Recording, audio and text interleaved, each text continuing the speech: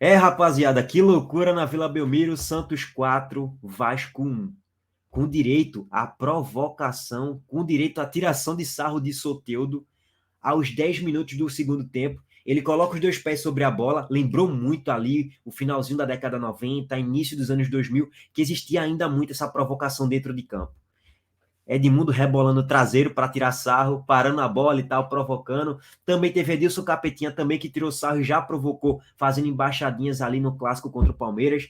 E era muito comum, né, esse tipo de provocação. E normalmente, quando você provoca, você está querendo a confusão, você está chamando a confusão para você. E foi isso que aconteceu. E isso facilitou ainda mais a vida do Santos no jogo. O jogo estava 3-1 para o Santos. Soteldo provocou, meus amigos. Os jogadores do Vasco caíram na pilha. E quem caiu mais na pilha ainda foi Medel, o melhor zagueiro do Vasco no jogo e o melhor zagueiro do Vasco na Série A. Mesmo ele não fazendo todos os jogos do Vasco até agora, até porque ele chegou no meio da janela ali, né? No meio do campeonato, ele é o mais regular, é um cara que tem botes precisos, é um cara que se posiciona muito bem, é um cara muito vibrante em campo, é um cara que tem uma boa saída de jogo também. E o Vasco perdeu o Medel. E a partir dali o jogo já estava praticamente liquidado no 3-1. O Santos tem todo um contra-ataque com muita liberdade para fazer o quarto gol e se aproveitou das situações. Fez 4-1, venceu o jogo, mereceu vencer. E quem só olha para o placar pensa, pô, o Santos hoje atropelou o Vasco. Dominou o Vasco os 90 minutos, teve mais posse de bola, praticou um futebol arte, que há muito tempo a gente não via isso. Não, não é isso que aconteceu. Foi um futebol eficiente do Santos. Quase que todas as oportunidades claras de gols que o Santos produziu, foi lá e fez, e basicamente foi isso que resultou o 4-1. Já o Vasco não criou muitas chances claras de gols, não foi um time que criou muito bem, o Santos conseguiu marcar o Vasco de certo modo bem, e o Vasco falhou demais defensivamente. Zé Gabriel na volância, péssimo, entregou um dos gols para o Santos, inclusive entregou o terceiro gol que basicamente ali liquidou o jogo. Léo Pelé também não estava num dia bom, entregou a paçoca ali em alguns momentos, Piton mal defensivamente, Pumita mal defensivamente, Léo Jardim também não fez um bom jogo. Acho que aquele gol que Soteldo fez dava para defender, era uma bola defensável. Beleza, o jogo já estava basicamente morto, né? Mas, enfim. Rapaziada, é o seguinte, vamos falar sobre a tabela, tá? Antes de falar um pouquinho sobre o jogo. O Vasco caiu uma posição, estava em 15º, caiu para a 16ª colocação, permanece fora do Z4, com 26 pontos conquistados. O Santos saltou 3 casinhas, saiu da 18ª colocação e foi para a 15ª colocação com 27 pontos conquistados. O Bahia, que começou a rodada na 17ª colocação, agora o Bahia está indo para a 18ª colocação, perdeu mais uma posição aí na tabela. Quem olha pensa que o Bahia está afundado na zona do rebaixamento. Não, não está. Porque só está a um ponto do Vasco, que é 16º. Então tem muito campeonato ainda pela frente. O Bahia não está afundado, apesar de estar na 18ª colocação. O Goiás ainda vai jogar na rodada e está com 26 pontos. Meus amigos, colocando um ponto aqui do Bahia rapidamente. Para o Bahia era o seguinte: se fosse que ter um vencedor, que fosse o Santos. Essa é que é a realidade. Porque assim, se o Vasco vence, o Vasco vai a 29. E vai a 29, basicamente, é menos um time brigando para não cair. Esquece, o Inter não cai. Esquece, o Corinthians não cai. Esquece, o Cruzeiro não cai. Esquece, o Cuiabá não cai. Esquece, gente. A briga é com esses 4 times aqui.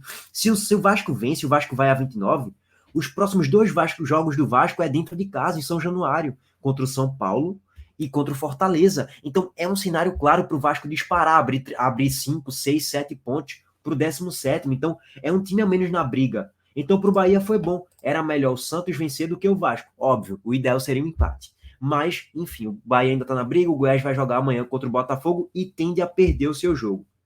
E aí, meus amigos, só pegando para vocês a projeção, se a gente analisar o 16º, que é o Vasco tem 34% de aproveitamento, tá? E se a gente projetar aqui 34%, só para eu colocar para vocês aqui o cálculo rápido, 34% de 114 dá 39 pontos aproximadamente para permanecer na Série A, tá? Olhando para o Goiás tem 36%, só que o Goiás ainda não jogou na rodada. E provavelmente o Goiás vai perder, então vai ficar nos 34% também, assim como o Vasco. Mas vamos aguardar, ao término da rodada eu posso trazer mais um vídeo atualizando isso aí. Ó, existia 2 cenários para o Santos, tá? Veja que maluquice que é o futebol. O Santos tinha Aguirre como técnico até o jogo contra o Cruzeiro. Aguirre foi demitido. E aí você pensa, porra, O Santos sem treinador, pegando o Bahia na Fonte Nova, vai perder. E contra o Vasco que vem embalado, acho que não ganha. O Santos estava com 21 pontos. Só que aí o técnico interino Marcelo Fernandes faz um excelente trabalho, meus amigos. Fez um excelente jogo contra o Bahia e mereceu vencer do Bahia na Fonte Nova. O técnico Rogério Ceni tá deixando a desejar, não tá mal, viu? Eu vou fazer um vídeo específico sobre isso depois. Rogério Ceni não vem apresentando um bom desempenho aí nos últimos 3 jogos. Beleza, são poucos jogos, mas tá mal. Tá mal, essa aqui é a realidade. Uma vitória e 2 derrotas. E uma vitória entregue pelo goleiro Luan Poli. Mas beleza, isso aí é um papo para depois. E é o seguinte, o Santos ele tem um cenário de poder se afundar na tabela. Porque se o Santos provavelmente não vencesse do Bahia ali, o Santos continuaria com 21 ou ia para 22. E pegando o Vasco que estava embalado no campeonato, lembrando, o Vasco tem a 4ª melhor campanha do retorno. E colocando que aquele jogo do Vasco contra o América Mineiro fosse do retorno, mas não era do primeiro turno, o Vasco teria a melhor campanha do retorno, tá?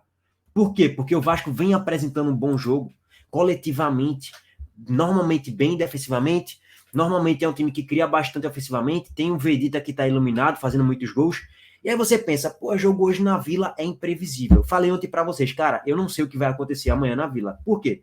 Porque o Santos vem de um ótimo jogo contra o Bahia, com o Marcelo Fernandes, praticou um bom futebol contra o Bahia, mas ainda é muito, vamos aguardar o que é que o Santos vai fazer com o Marcelo Fernandes. Enquanto o Vasco vem de um excelente batida nos últimos 10 jogos, só que vinha de um jogo ruim contra o América Mineiro, bem ruim, por sinal. E não sou eu que estou dizendo isso não, tá? O próprio técnico falou isso, Ramon Dias, cobrando jogadores. Rapaziada, a gente fez um jogo ruim hoje. A gente foi péssimo hoje, mas vencemos, tal, parabéns, felicitações e não sei o quê. E parabenizou o grupo também, mas até o próprio técnico reconheceu que o jogo do Vasco não foi bom contra o América, então o Vasco vinha no jogo muito ruim contra o América, pegando no Santos, voltando a crescer no campeonato, jogando na Vila. É um cenário do tudo pode acontecer, menos uma goleada. Ninguém ia projetar uma goleada hoje na Vila do Belmiro, e só para pegar aqui para vocês as estatísticas do jogo, ó, em tela aqui as estatísticas do jogo, foram 17-13 em finalizações, 5 chutes na barra do Santos, 5 chutes na barra do Vasco. O Vasco teve mais posse de bola, 65%, mas o Vasco, apesar da posse de bola alta, não tinha um grande desempenho, não tinha uma grande produção de chances claras. Se a gente pegar o número de chances claras, o Santos produziu 4, enquanto o Vasco produziu 2. E das 2, o Vasco fez um gol. E das 4 que o Santos produziu, fez as 4. Então, foi basicamente um jogo da eficiência do Santos, e de fato o Santos mereceu vencer o jogo de hoje. Bom, é o seguinte, meus amigos, agora a gente projetando aqui os próximos jogos, o Vasco pega o São Paulo e o Fortaleza em casa. São 2 jogos aqui que o Vasco tem que pontuar. Tem que pelo menos somar ali, no pior dos cenários, 3 pontos. Não vai ser fácil contra o Fortaleza, não vai ser fácil contra o São Paulo. São 2 times em ascensão. São Paulo ganhou a Copa do Brasil e está bem na Série A, já voltou a vencer mais um jogo ontem. E o Fortaleza, dispensa apresentações, o Fortaleza está ali acima, está no G9, né? Caiu mais uma posição. O Fortaleza está com 39 pontos e joga mais do que o Vasco na temporada como um todo. Então, vamos ver o que é que o Vasco vai fazer nesses próximos 2 jogos. São jogos aí cruciais. Mas assim, gente, ainda continuo firme e convicto que o Vasco não vai cair. Foi um jogo hoje muito do vacilo. Se a gente analisar o que foi o jogo, o Santos, ele abre o placar com o Marcos Leonardo num pênalti de Pumita, que para mim foi pênalti. Para mim foi, tá? Se você aí não achou pênalti, cara, no mínimo você tem que olhar e falar, deu margem. Pumita chega, bate no joelho de Marcos Leonardo, ele cai, sentiu contato, cavou um pênalti, ele bate, faz 1-0. O Vasco empata com o Vedita num contra-ataque armado na sorte, né? Que sai uma finalização, o Santos tá com a posse de bola no campo de ataque, sai uma finalização, a bola desvia no jogador do Vasco e vai para frente. Foi igual aquele lance de Diego Souza contra o Corinthians, que o contra-ataque do Corinthians, do Vasco, foi justamente Paulinho, eu acho, ou foi algum outro jogador do Corinthians, chutando a bola em Diego Souza. Diego Souza pega a bola no contra-ataque, fica cara a cara com Cássio, finaliza e Cássio faz a defesaça. Agora foi bem semelhante, só que era um cenário de 2 contra 1. Peck dispara em velocidade, muita boa jogada de Peck ali na transição, muito rápido, transitou muito bem ali com velocidade e soltou a bola para Vedita com muita frieza fazer o gol de empate. O Vasco, que não tinha criado nenhuma chance, quando criou pela primeira vez, fez o golzinho. Depois desse gol aí do Vasco, o jogo ficou equilibrado ainda de modo geral e o Santos soube aproveitar, foi eficiente. Sai um cruzamento de escanteio, desvio de cabeça e Ricon debaixo da barra faz o 2-1. Falha do sistema defensivo do Vasco. O terceiro gol sai 1 minuto depois do segundo sair. Falha bizarra de Zé Gabriel entregando a paçoca e escorregando. Léo Pelé também escorregou e quase que entregou a paçoca também no primeiro tempo. E aí o Santos se aproveita, faz o 3-1 com o Marcos Leonardo, acaba o jogo, vem o segundo tempo, toda aquela confusão, toda aquela polêmica, expulsão de Medel, Santos cria chances, faz o 4-1, acabou o jogo, liquidou a parada, vitória do Santos na eficiência, tá? Vamos aguardar. Vai ser emocionante até o final aí, tá? Santos, Vasco, Bahia, Goiás brigando até o final. Não sei, ainda acho que o Vasco ele vai desgarrar. Não vai ficar muito tempo aí brigando, não. Acho que daqui a 3, 4, 5 rodadas, eu acho que o Vasco já vai estar com a distância bem mais segura em relação aos concorrentes na busca pela permanência, tá? Sobre o Bahia, só para pegar aqui o Bahia. O Bahia pega o Goiás fora e tá em casa, né? Confrontos difíceis. Deixa eu ver o Santos. O Santos pega quem?